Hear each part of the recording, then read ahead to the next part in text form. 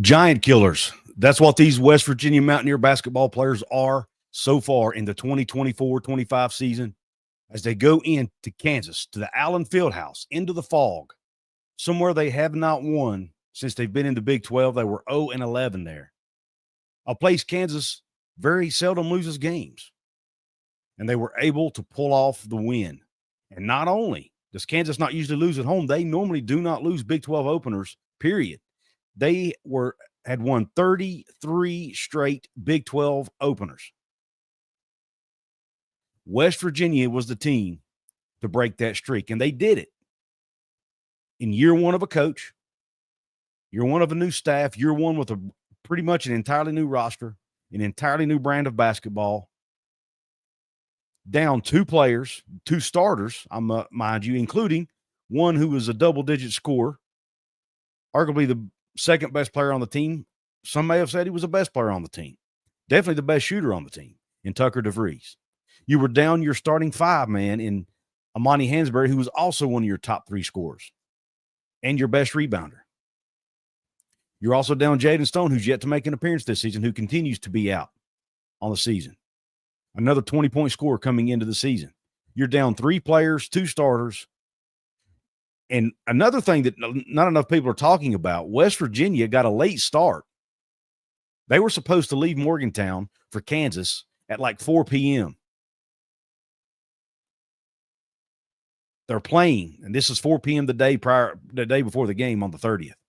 They did not get out because of plane issues. They did not get out of Morgantown until almost midnight,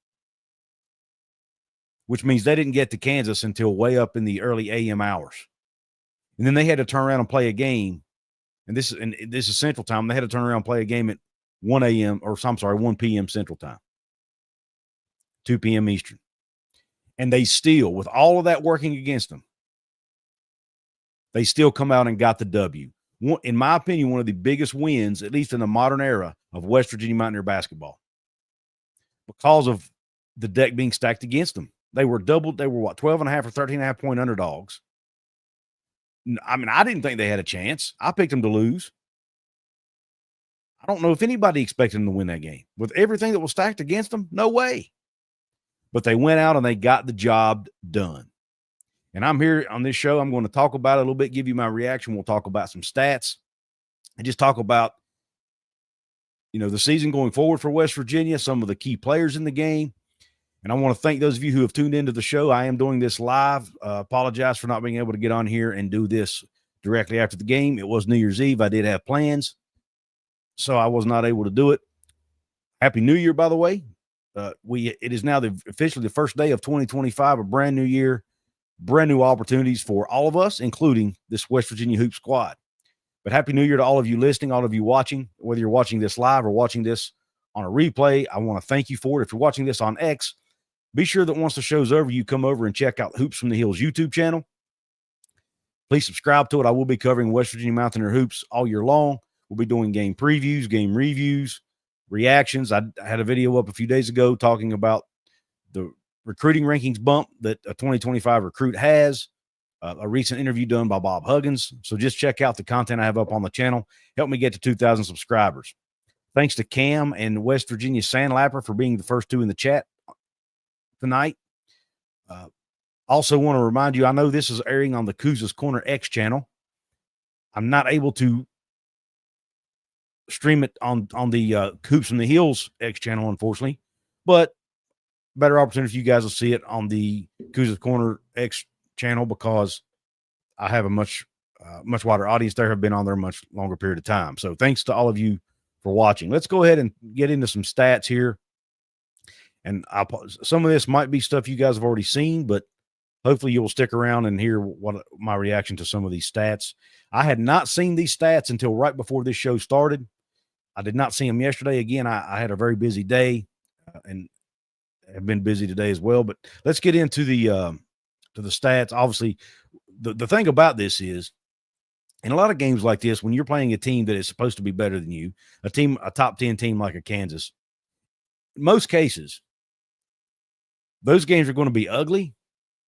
You're going to have to win ugly sometimes. And most of the time, those teams are going to be better than the underdog team. In this case, West Virginia are going to be better than you in most statistical categories, but you just somehow find a way to win the game.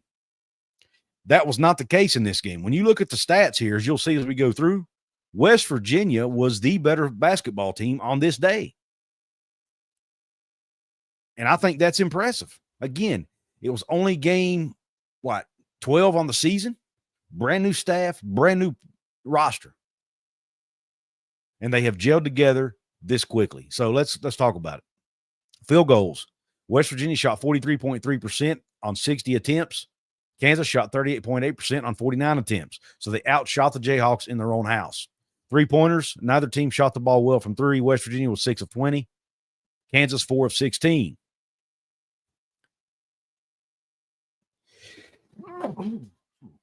Excuse me there. Had to sneeze. Didn't have time to hit the mute button.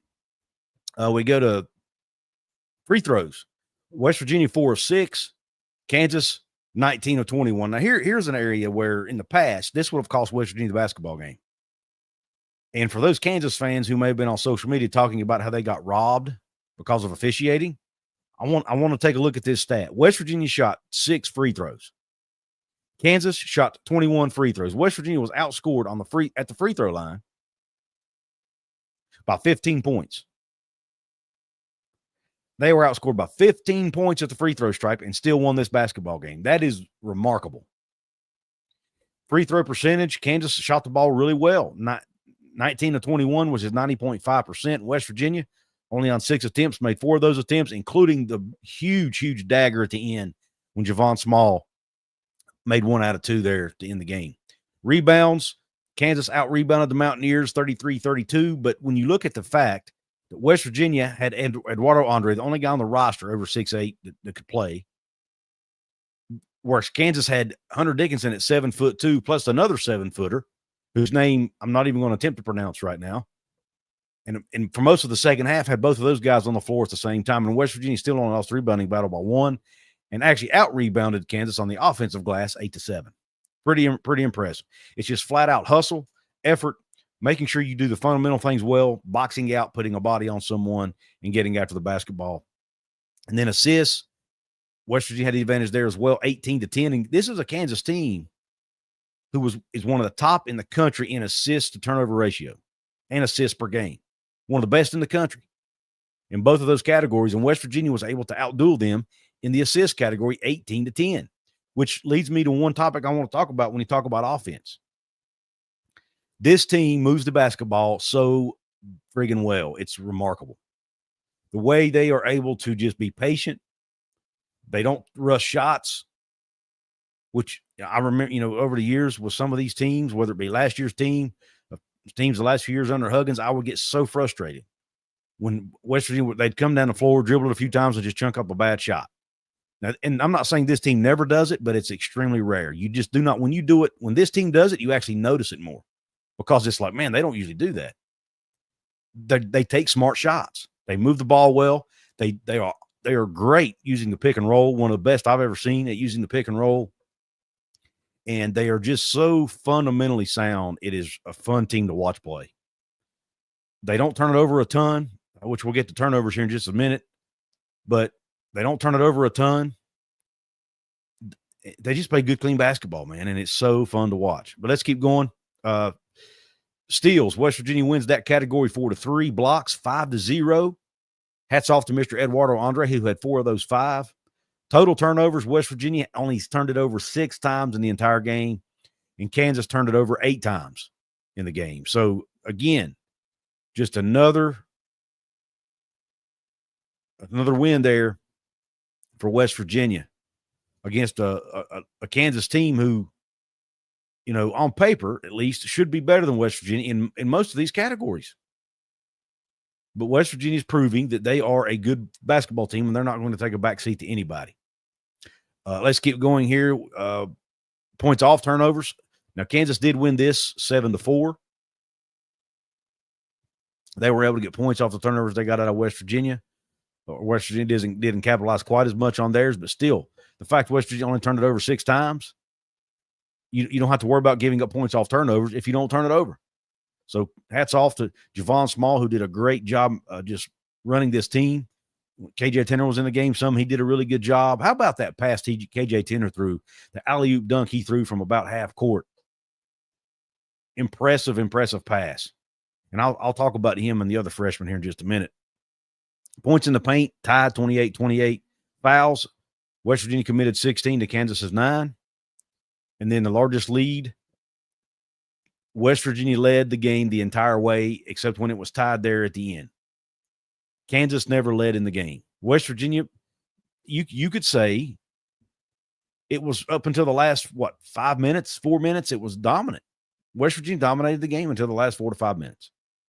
So just an absolutely awesome performance by a team who was, again, only had 8 guys in the rotation, 7 who only played major minutes. Javon Small played 40 minutes in that game. Coach DeVries said he only rested him for about 45 seconds, but the young man just continued to play and play hard. When we look at some of the individual stats, Eduardo Andre was the leading scorer for the team with 15 points. Did a great job playing his position, capitalizing on the passes he was getting from Javon Small and others. Did a great job getting position in the paint. Did a great job moving without the ball, setting screens, rolling to the basket. They did a really good job of taking advantage when Kansas was trying to hedge on those screens. They did a great job taking advantage of that. Javon Small is just such a smart player, man. Anytime he sees an opening or a weakness in the defense, he takes advantage of it. And Eduardo Andre was able to capitalize on those opportunities. Did not try to do anything he's not good at doing. How many times over the years did we hear Bob Huggins in post-game press conferences or even in press conferences in general talk about how he has guys trying to do things they're not good at doing? Well, Eduardo Andre did not try to do something he's not good at. He played his position very, very well. Also I mentioned earlier, had the 4 block shots. He does a great job protecting the rim, being a nuisance around the basket. Also had 6 rebounds in 34 minutes of play. You had Javon Small with 13 points, 11 rebounds. The point guard had 11 rebounds. Just, again, can't say enough about this young man. Also had 6 assists. And the 13 points doesn't sound like a lot, but when you just how he runs the team, I talked about his intelligence, his ability to not turn the ball over. His 3-point shot wasn't falling. That was really the only difference in his offensive game today or yesterday. His shot was not falling. His outside shot wasn't falling. But he did other things to affect the game, whether it was scoring inside, distributing the ball, getting rebounds, just running the team, playing defense. You look at Toby O'Connie had a decent day with 7 points, 2 rebounds, a block, and a steal. Sincere Harris with 8 points as well. Also had 3 assists to go along with 3 rebounds. So just an all-around, just a good all-around team win for this team. Jonathan Powell with 11 points, starting in place of Tucker DeVries, had 11 points on 3 of 8 shooting from downtown. Also had 4 rebounds and a couple steals of his own. Then off the bench, you had KJ Tenner, who played 19 minutes, which is a lot to ask of a true freshman in this situation, along with Jonathan Powell, who played 32 minutes. But KJ Tenner hit that really big shot late in the game, that runner that kind of snapped that Kansas run. That was his 2 points, but he also had 4 assists and a couple rebounds. And then Joseph Yesufu, the former Kansas Jayhawk, what a huge 3-point shot he made late in that game to give West Virginia to give them a bigger lead, or it may have even been the one that put them ahead after Kansas come back and tied it. I don't remember, but I do remember him making a couple threes. He was 2 for 2 from 3, and they were both big shots. So a great game from him. And then Harris Elizovic was able to come off the bench, give Eduardo Andre a breather and give him 6 minutes of rest, and had a couple rebounds during his time in the games. But so hats off to all 8 guys who were able to contribute to this team win. And Coach DeVries and his staff, just an absolute awesome performance. Let's talk about Kansas' stats a little bit. You've got Zeke Mayo, who's an absolutely dynamic basketball player, leading scorer of the entire game with 27 points on 2 of 7 shooting from 3, 6 of 13 from the floor, was 13 for 13 from the free throw line.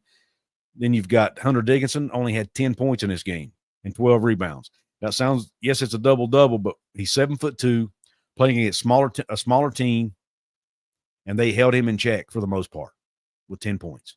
So not Hunter Dickinson's best day. He was only 4 of 10 from shooting the ball, but I want to give hats off to West Virginia defense. Look, did Kansas play their best game? Absolutely not. That's what it takes. You have to have one team that comes in and plays a good one and one team that plays a bad one. And normally, when you're the home team, you're the team that's going to play the best game. But not on this day, man. The Mountaineers just took the Jayhawks right out of what they want to do. DeJuan Harris for the Jayhawks had 11 points to go along with 7 assists. A.J. Storr in 15 minutes was 0 points. That's a problem for them. Flory Badinga, the other big that came in the game late to help, put in 8 points to go along with 11 rebounds. He was a big factor there late. When they started playing that 2 big man lineup late, it started giving West Virginia a lot of problems. But thankfully, West Virginia was able to overcome it. Had Kansas went to that lineup earlier, man, this game may have been different. And then off the bench, Kansas just did not get a lot of help off their bench. Badinga played well, but then you had Rylan Griffin with 3 points off the bench. So not a lot of, even though Kansas was deeper and had more guys to contribute or play rather, they did not have as much production off the bench as what you'd expect from a really talented Kansas team. So I do want to give hats off to some of those Kansas performers like Zeke Mayo, who played a great game. DeJuan Harris, Hunter Dickinson did his thing with the 12 rebounds and the 10 points. But at the end of the day, West Virginia was able to dominate the game for the most part, with the exception of the last few minutes. Again, outscored at the free throw stripe by 15 and still won. I don't know that can be stressed enough.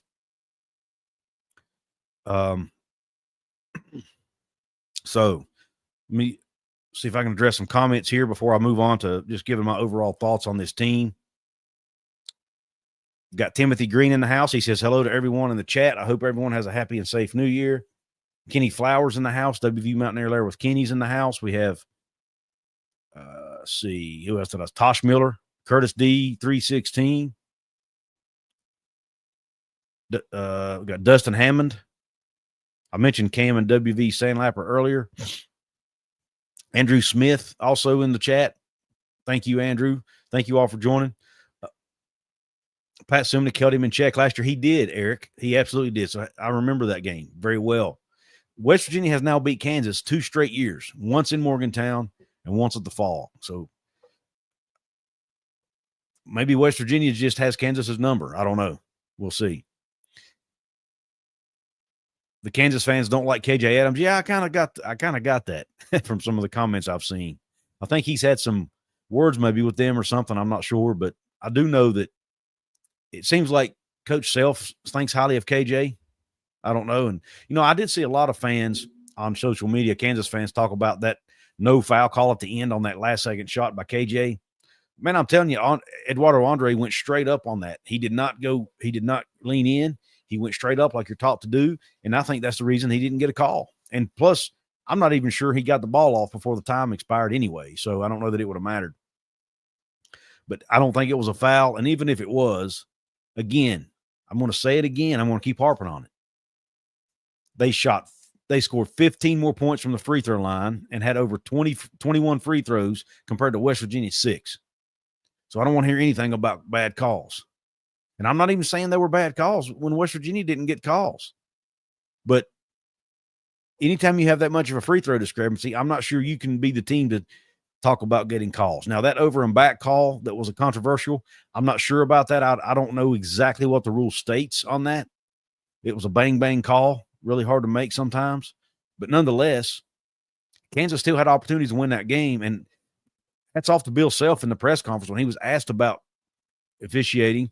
He didn't want to go there. He was like, look, man, I'm not going to get out here and complain about officiating. We didn't play well enough to win the game, and he wouldn't go there. And I respect him for that. He didn't want to make excuses.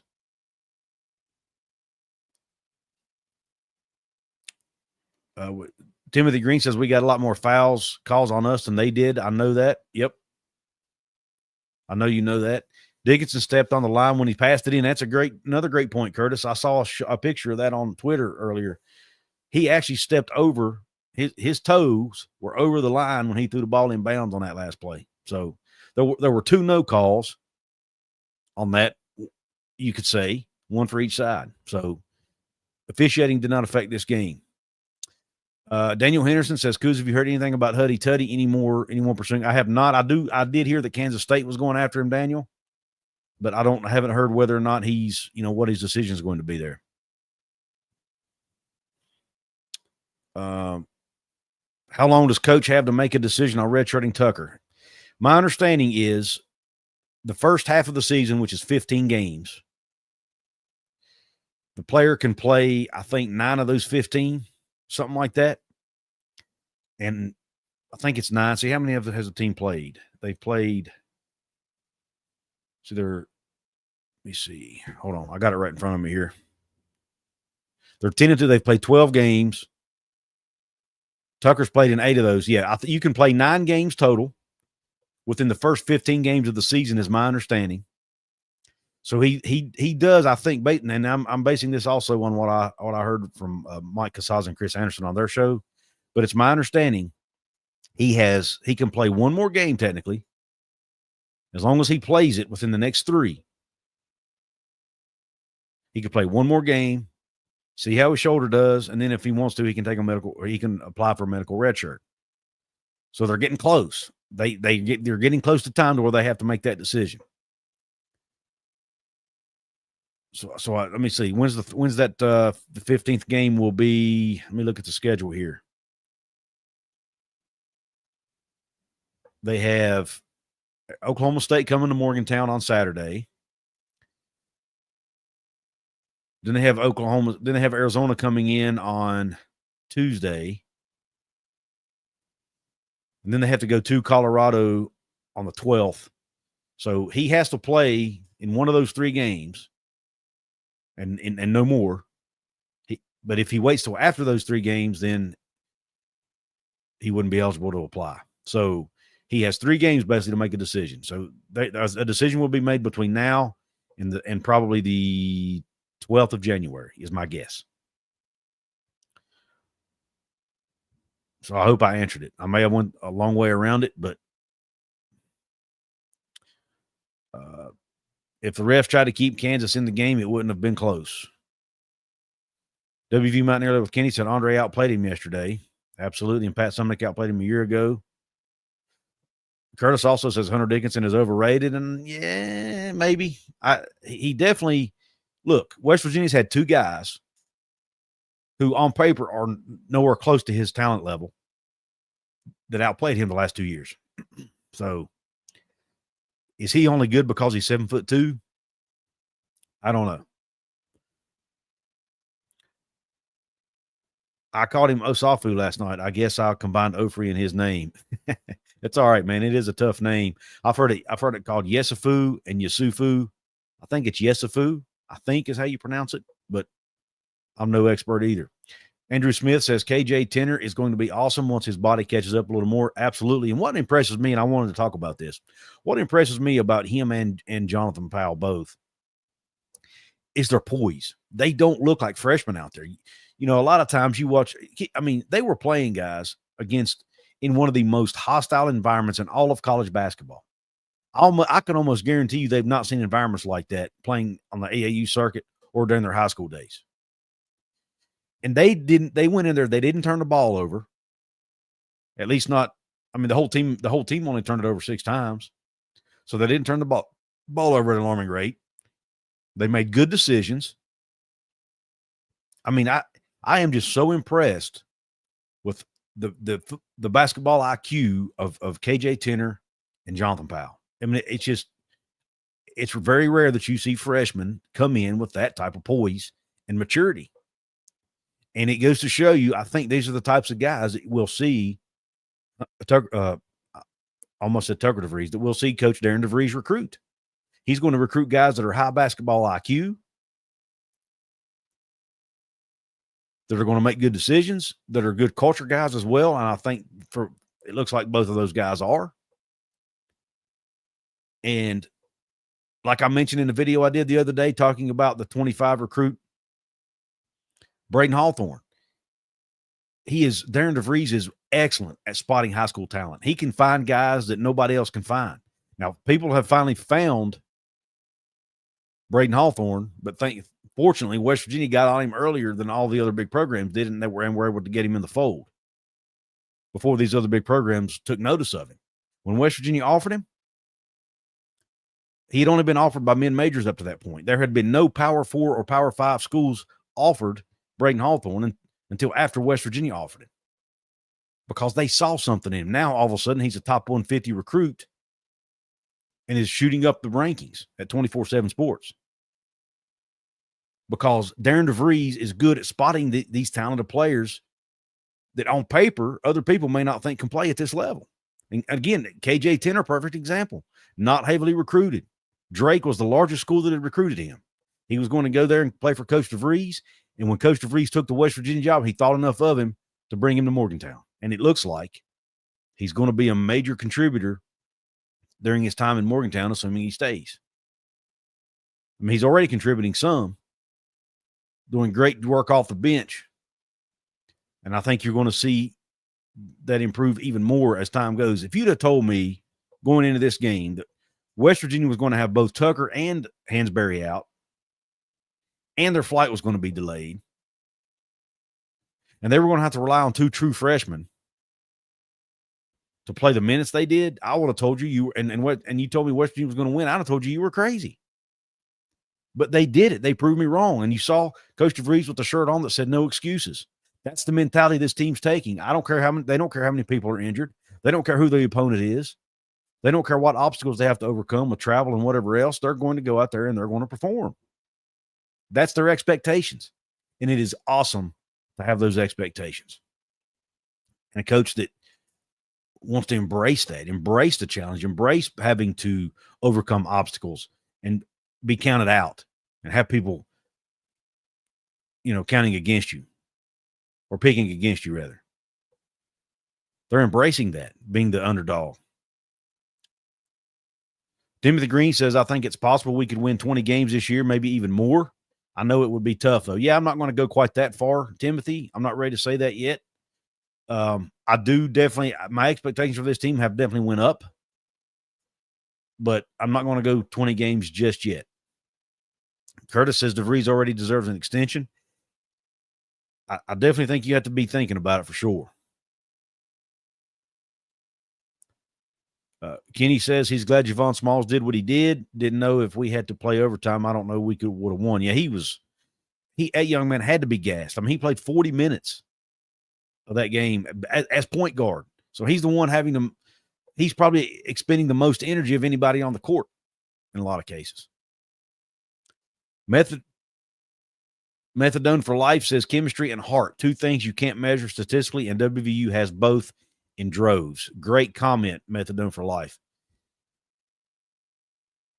Chemistry and heart. Well said, my man. Well said. Larry B in the house, thank you for joining the chat. Tosh Miller says if we lose Saturday, we probably won't be ranked. No, they have to win Saturday. If you go to Allen Fieldhouse and beat Kansas, then there's no excuses if you come home and lose to Oklahoma State at home. No offense to Oklahoma State, because they are very capable of winning the game. But if West Virginia plays to the level they're capable of playing, which we have now seen, they're not losing to Oklahoma State at home. And I hate to keep bringing Bob Huggins' name up, but he's kind of been our litmus test for all this stuff, right, for the last 15 years. But we've heard him say, hey, if you get a big win like this, you can't turn around and lose the next one, or it basically erases what you just did in the eyes of, the polls and the people who make those, the net rankings and all these other things, right? You've got to go out and take care of business, especially at home. In this conference, in the Big 12, you have to hold serve at home, which is another thing that makes this win so big. Because now let's say West Virginia screws up and loses a game at home at some point during the Big 12 season, you now have this Kansas loss to overcome that, or Kansas win, rather, to overcome that. And you talk about a big win in the eyes of the committee come March. If West Virginia's on the bubble, you've got to win inside Allen Fieldhouse. That's big. This is huge. I don't know that we might even – I know we're all excited and we're all maybe overstating this win, but I'm not sure you can overstate it. It's a huge win for this program. Again, they've got to keep it rolling. They've got to go out and win these games at home, and they've got to win some other games. They've got to beat all the teams they have to beat. But if you're looking at this team, if they win all the games they're supposed to win, especially holding serve at home, and you get to March and they have wins on the road at Kansas, over a top 5 Gonzaga team, and over Arizona on a neutral court, and not to mention Georgetown, who's a good, turns out to be a really good team. Pretty solid resume, if you ask me. Pretty solid resume. I'd put it up against anybody. Now, I'm going to warn you, though, when the rankings come out next week, even if West Virginia beats Oklahoma State, don't be surprised if you still see Kansas sitting ahead of West Virginia in the standings or in the rankings. I'm telling you, that's just the way these things work. I'm already preparing myself, even though it's ludicrous, because Kansas was at 7 and West Virginia wasn't ranked. There's no way West Virginia's catching Kansas, in my opinion. Now, I could be wrong, but I just don't see it. Ken Palm now has West Virginia at number 29. Still not even in the top 25 in Ken Palm, but it's because they started the season so low, like in the 80s or something. So they still, they're still climbing rungs, right? Every win's another rung they're climbing. If they continue to win, they're going to get there. So be patient. Don't get mad when you see Kansas ranked ahead of them in the polls next week, because unless Kansas loses another game, it's probably going to happen. Methadone investigation is required. Again, I hope I hadn't even saw that comment yet, but hopefully I just prepared you for that, because that's just the way these rankings work, man. For what you are in the preseason, unfortunately, is a contributing factor to where you are in early season polls. Now, as the season goes on, as long as they keep winning, you'll get there. The team will get there as long as they keep winning. And I don't agree with the way the polls work. I've been on here and on my football channel ranting multiple times about how certain polls rank teams, but I'm just telling you that's probably what's going to happen come next week. Even if West Virginia's in the top 25, I doubt they'll be ahead of Kansas, assuming Kansas wins their game this weekend. All right. Dustin Hammond says, what a game. Got my tickets for the 29th game against Houston. Excited. I'd need to get up to a game at some point this year. I haven't decided when I'll be able to do that yet, but I definitely need to put that on my calendar. Leslie Roberts in the house. Thank you, Leslie, for jumping on the show. Says, not only did we win, KU never led in the game and only tied it close to the end. Great win for WVU. And Leslie, if you were on here early, you heard me talk about how I went over the stats, and West Virginia won in just about every statistical category. They dominated the game for the most part. It's not one of those games where they had to pull it out and win ugly. It's not one of those games where, the other team turned it over 20 times. They didn't. Kansas only turned it over 8 times, but West Virginia only turned it over 6 times and overcame a 15-point deficit at the free throw line, which, again, cannot be, in my opinion, can't be overstated, especially with all these Kansas fans that want to yell that they got screwed. Pokemon Kid Entertainment, thank you for the $2 super chat. He says WVU is ranked number 24. Is that a prediction, or have the rankings already come out? Because I didn't think they were out. Thank you for that super chat, Pokemon Kid Entertainment. I appreciate the support.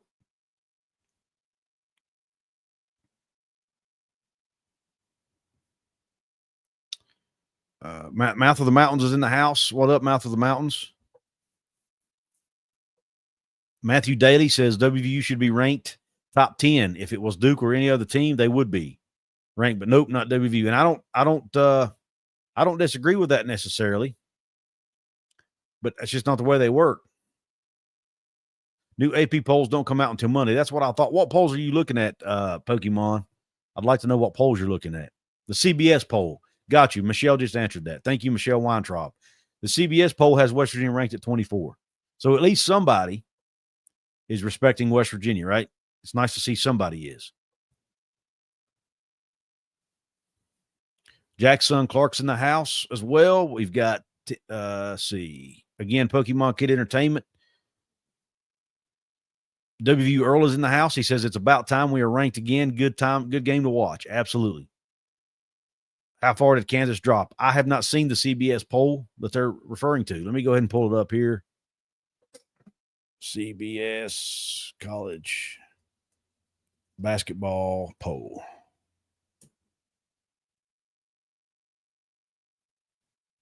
Those were out 2 days ago. Oh, no, here they are. 8 hours ago, they came out. Right here in the headlines. West Virginia joins top 25 and won after stunning. Joins top 25 and won after stunning road upset of Kansas. All right, here we go. Kansas is at 14. They dropped 8 spots, which means they were at number 6. They dropped to 14. So I told you, even CBS doesn't put – they're at 9-3 with a head-to-head loss to the Mountaineers, and they're still 10 spots ahead of them in the poll. It's just the way the cookie crumbles, folks. It's the way these – even though it's absolutely maddening, it's crazy, but it's the way it works. You got Houston at 22. I'm just talking about Big 12 teams here. Gonzaga sitting at 21. As far, again, as an opponent of West Virginia. We have Baylor's at 26, just right outside of top 25. Kansas is at 14.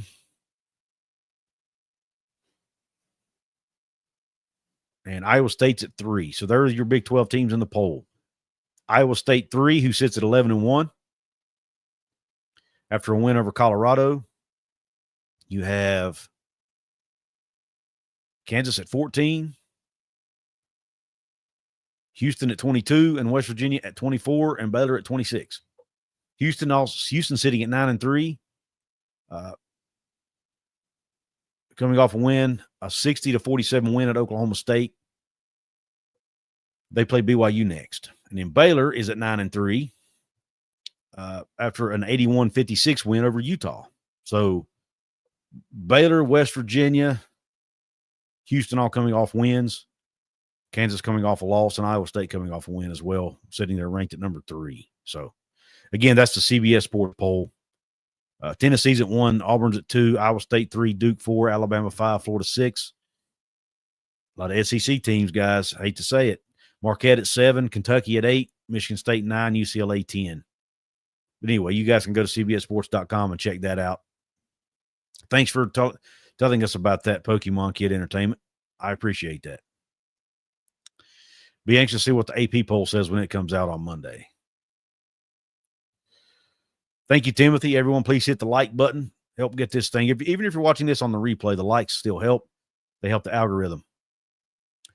What's up with DeVries? It looks like he is fine. And do you know when Stone will play?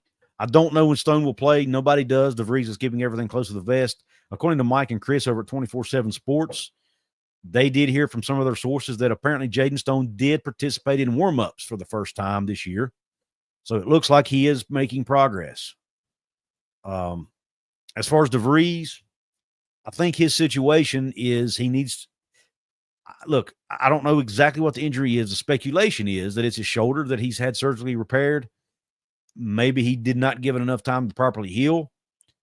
There was a rumor floating out there that he started having issues with it over in the Bahamas when they played over there, and that he didn't give it enough time to rest before he got back into playing basketball, and that maybe he decides, depending on what happens, he may decide to take a medical red shirt and sit out the year and let his shoulder heal properly and then come back and try it again in 2025. So that's still on the table. Again, he can play one more game within the next 3, still qualify for that medical red shirt. Maybe he does that just to see how his shoulder holds up, then makes a decision, or maybe he's done. Maybe he's done and they just haven't announced it yet.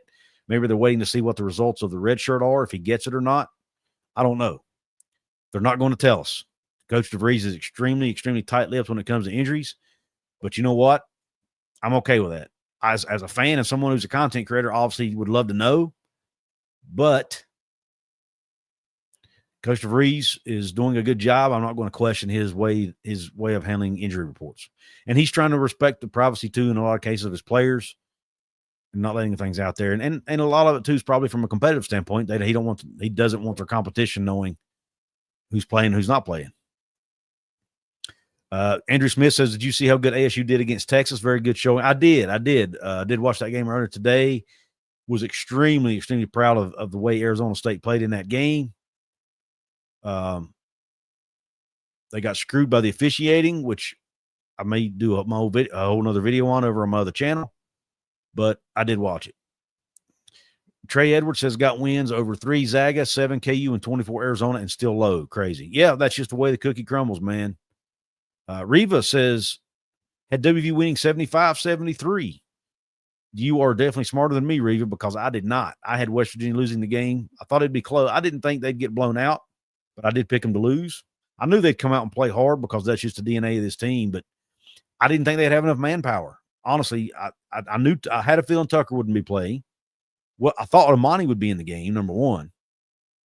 But I just thought going into Allen Fieldhouse, they were 0-11 there. It's Kansas. They're a top 7 team. You're not winning at Allen Fieldhouse. I just didn't think it was going to happen. And then when I heard Amani wasn't playing, I was like, oh my gosh, there's no way they win this game. But lo and behold, they came out and got it done.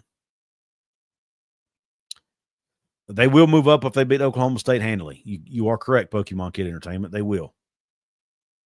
Doug Hurst says the team is beyond amazing. WVU Pokemon, I believe they can beat Iowa State. Now, will they? A whole nother question. I think West Virginia has proven they can play with any team in the country. I really believe that. They're well coached. They play with great effort, great heart. They have great chemistry together on and off the court. They have play with a positive attitude, and they have and a lot of confidence. They feel like they can win against anybody. They went out there again in Allen Fieldhouse. Only 2 of the players on that roster have experienced it. That's Joseph Yesufu, who played at Kansas, and that is, and he's probably never experienced it on the other side of it. And then you also had Javon Small, who played at Oklahoma State previously, who probably had played there before as well. And they can try to tell their teammates what it's like, but until you experience it, there's just no way to prepare for it, in my opinion. And they were able to do it. They didn't look rattled. They didn't let the crowd noise bother them at all. They just their composure, especially those younger players and those freshmen, I get baffled by it every time I watch them play. Curtis D316 says, you notice we always move up just a little, but if we lose, they always drop us like a rock. Yeah, that's the way the cookie crumbles, brother. Unfortunately, unless you're a blue blood, you just don't get the benefit of the doubt. That's really all I can say about it. I don't know why it's the same way in college football. The blue bloods get the benefit of the doubt. It's always been that way. It probably always will be that way.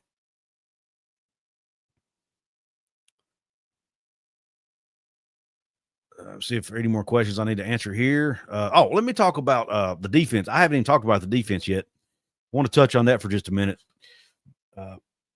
Sincere Harris continues to be excellent on the defensive side of the floor. His name doesn't get brought up a whole lot because he doesn't fill up a stat sheet. He doesn't score a ton of points, doesn't make a lot of threes. But what he does on the defensive end of the floor is absolutely priceless. He has great length. He knows how to use that length, and he's able to lock people down defensively, and that's crucial, especially when they play teams like Kansas. Eduardo Andre, I mentioned he had the 4 block shots. Does a great job filling that middle, being disruptive around the rim, and helping on the defensive rebounding. And he's just a big body and a big presence in the middle that they lack. And then transition. This team is one of the best I've ever seen at getting back in transition. They just do not give up a lot of transition points. And we have seen so many teams over the years, West Virginia teams, and I'm talking about going back way back, especially last year's team, that gave up way too many transition points. But this Darren DeVries coach team, they bust their butts to get back down the court to not give up transition buckets. I would love to see a practice because the physical conditioning this team is in is pretty remarkable. For them to be able to play the number of minutes they're playing in a lot of cases, like Javon Small, and for them to still be able to give the effort they give successfully through the entirety of the game, get back on defense as quickly as they do, it speaks to their physical conditioning, A, and B, it speaks to their effort and hustle. So kudos to the team for that. And then just in the half court, man, the way they make things difficult for the opponent, you could see Kansas, every basket was a struggle. Like nothing's ever easy. You don't see them giving up a bunch of open threes. They rotate well on defense. They play ball screens well, whether they're switching, hedging, whatever they're doing, fighting through it. They always play screens well. The rotations, every single thing the opponent does is a struggle. And when you play defense like that and you make things such a struggle for the opponent, you're going to be a pretty good team on the defense, especially on the defensive end of the floor. And what's cool to me is, though, you got a team that plays with that kind of effort on the defensive end of the court who can then flip it and play so fundamentally sound and clean on the offensive end of the floor. It's such beautiful. It's like a work of art to watch this team play basketball. And I know I'm biased because I'm a fan, but it's just, we have seen so much. And I love Bob Huggins, and I'm not trying to bash him at all. That's not my point here. But his style of coaching was just different. They had to win ugly a lot, and it was not always pretty, and sometimes wasn't super fun to watch. This team is fun to watch. I love sitting and watching this team play basketball, especially against opponents like a Kansas, where you're going to get, top-level competition against them. And the way they react to it, the way they don't, again, they just do not get rattled. And I cannot speak highly enough of Darren DeVries, and I probably haven't even mentioned his staff. Chester Frazier, I can't even remember all their names, but just this staff that he has assembled has been fantastic. He and his staff have done a fantastic job coaching this basketball team, getting them prepared for games, the X's and O's, the stuff they run, the sets they run. I was watching some of their sets yesterday, and they run them to perfection almost. I've said multiple times, and I'll continue to say it, it's like watching a John Beilein team to a degree. Their style's different on offense. They don't do as many backdoor cuts and whatnot as John Beilein's teams did, but they move the ball well.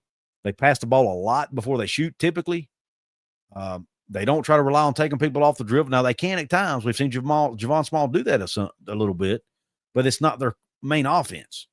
They're playing good team offense. They spread you out. They pass the ball. They move without the ball. They set screens. And it's a thing of beauty. And you combine that with the effort, the hustle on the defensive end that you're used to getting with Bob Huggins. And that's what you get with Darren DeVries, man. You get offensive efficiency is the right word I'm looking for. You get a team who is efficient on the offensive end and who runs great stuff. I love we hear Brad Howell and Tony Caridi joke all the time, and Toppy on Three Guys talk about they run good stuff. They run good stuff. Well, this team, they run really good stuff. They run really good stuff, and it shows, man. And Coach DeVries and his staff are apparently really, really good at getting their players, explaining this to their players in a way they can execute it on game day, because it's not always easy. You can run plays at practice over and over and over and over. When you get it, because I've never played at that level, but I played at the high school level. When you get it in the game and everything's moving fast and the bullets are flying, so to speak, it's a lot tougher because you can't think. You got the crowd yelling. You got people in your ear. You got the other team trash talking. Your coach yelling at you from the sidelines. Everything's moving 100 miles an hour. But these guys have gotten it down to where they don't have to think. They can just go react and do it. And it's impressive to watch. Very impressive to watch. Let me see what other chats we got here. I'm about getting ready to close this thing out. We've got Brandon Pickrell in the house. Thank you, Brandon. Says Andre played great, but was really facilitated by Javon Small, luring defenders out and making timely passes. Javon really managed the game incredibly well. Every possession down the court was methodical. Methodical, great word. That's a great word. I love that word, Brandon. Very methodical offense, very efficient offense, and they run it really well. And Javon Small's the perfect guy to run it. Harrison Amani, or sophomore, says Tosh Miller, only going to get better. Absolutely. Guys, let's just think a minute. Let's look ahead. Let's just say Tucker DeVries does decide to take a medical red shirt, okay?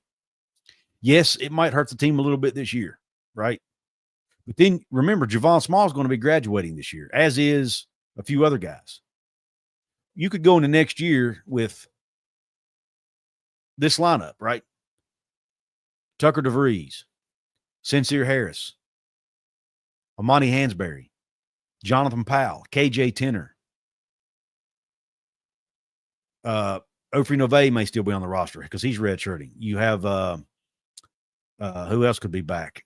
I mean, and then you've got the 3 top 150 recruits as freshmen that'll be coming in next year.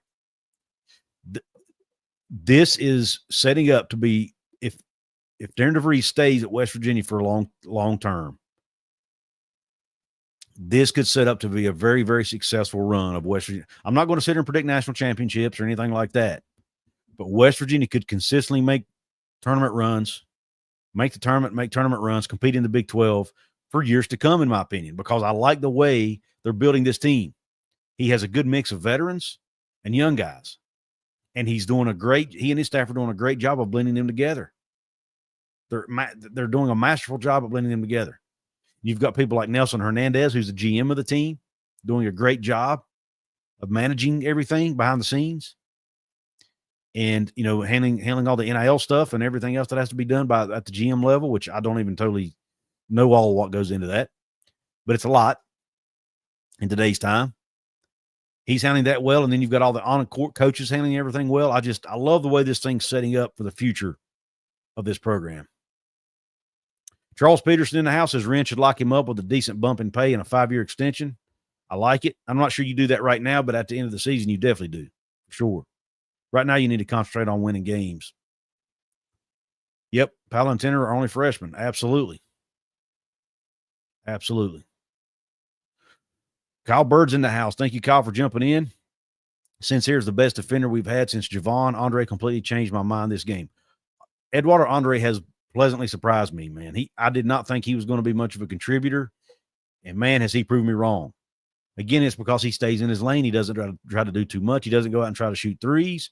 He knows what he's good at, and he does what he's coached to do at his position, and he does it well. Let's see. And Timothy, thank you. I do need to give a shout out to the Lady Mountaineers team. They had a big win in their own right over UCF, a dominating win. So thanks to them, they're now 1-1 in Big 12 play. They dropped a tough one to Colorado, I think it was, in the first game of the Big 12, which they should not have lost, but it happens. But hats off to them for the big dominant win over UCF, and I do expect great things from them as well throughout the course of this season. So hats off to Mark Kellogg and his staff and that group of young ladies for the way they played as well. Trey Edwards says Small is the best player we've had since Deuce and maybe even Carter. And Matthew Dady says, do you think WVU been undefeated in the Big 12? No, they're not going to go undefeated. They have to play 20 games in the Big 12. Nobody's going undefeated in the Big 12, in my opinion. I mean, that would be dang near impossible. And I know I said in my title, West Virginia does the impossible, because I honestly thought it was impossible. But that was kind of a play on words, but I think it almost technically is impossible to go undefeated in the Big 12. 20 games against that schedule with those teams, you're going to have a bad night or two here and there. It's just there's just no way around it. So no, they're not going to go undefeated in the Big 12, but they're not going to have to. Is beautiful part. They could go, guys. Think about this. They could finish 8-12 in the Big 12 and probably still make the tournament, NCAA tournament. That's doable now. That is on the table right now. An 8-12 conference finish. Now that they've went and won at Kansas, which is when you looked at the schedule, you thought that might be the toughest game they play all year. They just won it. Down 2 starters. Every game on their schedule is now winnable. Now, again, they're not going to win them all, but it's an 8-12 finish in Big 12 play is absolutely doable, and that probably gets you into the March tournament, in the NCAA tournament in March. Because that means you need to win 7 more from here on out. That puts you at 17 wins. And I think with West Virginia's strength of schedule, I think it gets them in. Brennan says the only team I believe we can't beat is Iowa State. Other than that, we got a chance against anybody. Pokemon Kid Entertainment says Jaden Stone, 90% chance to play this coming game. That's good to hear, Pokemon. Where did you hear that at? I'd love to or is that just your opinion? The ceiling of this team, Josh? Gosh, man, I don't know. I'd have to think about that one. Probably, I don't know. I need some time to think about that one. Give me a day or two. I'll answer that one for you. Might even do a whole video on it. All right. Well, guys, listen, I appreciate everybody hopping in. It's time for me to call tonight. Appreciate you coming on here. Everybody who's been in the chat. Also, for those of you who are watching on the replay, please hit the thumbs up button. It really helps the YouTube algorithm. Please subscribe to Hoops from the Hills if you haven't yet. drop a comment below. Let me know what you think about West Virginia's big win over Kansas, what it means for the program going forward, and just how big a win it is, right now, today, and just how excited you are over it. And the deck being so stacked against them, that's what gets me, is the deck was just so stacked against them and they still were able to pull off a win. I want to hear your thoughts on it in the comments, whether it's on the replay or watching it live. Don't forget, most of you already know about my football channel, Couz's Corner. Come check me out over there. We'll hopefully be able to recap the Arizona State Texas game a little bit. And then obviously I've got a lot of WVU content coming as well. Hopefully Jonathan and myself will get back to recording the Golden Blue Breakdown show every week. So look forward to that. And with that being said, I am out of here. Thanks to everybody's support. Have a good night or a good day, depending on when you're watching. And I'm done.